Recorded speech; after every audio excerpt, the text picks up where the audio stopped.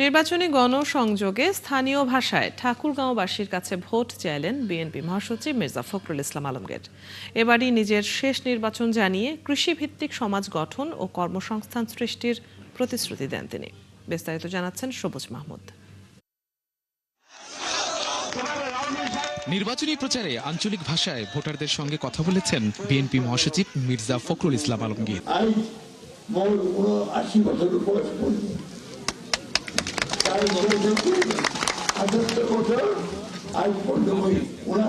সোমবার সকালে গণসংযোগে ঠাকুরগাঁ ১ আসনের বেগুনবাড়ি এলাকায় নির্বাচনী পথসভায় বক্তব্য রাখেন বিএনপি মহাসচিব।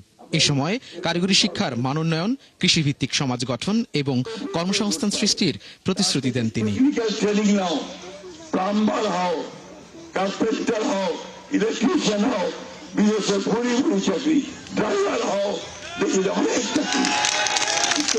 আমাদেরকে সেই দিকে যেতে হবে, ভোকেশনাল ট্রেনিংয়ের দিকে যেতে হবে। আমি এই কাজগুলো করতে চাই, এইভাবে আমরা এলাকার উন্নয়ন করতে চাই। কৃষিতে যেন কৃষক তার ফসলের ন্যায্য মূল্য পায়, সেই ব্যবস্থা আমরা করতে চাই। আমরা সেই ধরনের একটা ব্যবস্থা করে তুলতে চাই।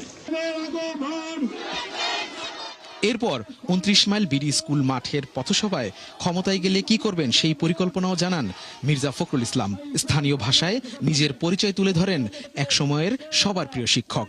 বাপের বাড়ি ঘর জমি জমে বেঁচে রাজনীতি করি, নতুন করে জমি জমা বাড়ি ঘর কিনি নাই। আমাকে আপনারা চেনেন, আমি আর ছুয়া আলমগীর, সবাই আমাকে আলমগীর স্যার বলে, তাই না?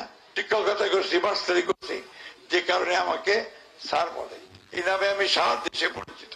দীর্ঘ রাজনৈতিক অভিজ্ঞতা আর শেষ নির্বাচনের আবেগ সব মিলিয়ে ঠাকুরগাঁয়ের ভোটের মাঠে নিজেকে ভিন্নভাবে তুলে ধরার চেষ্টা করেন বিএনপি মহাসচিব।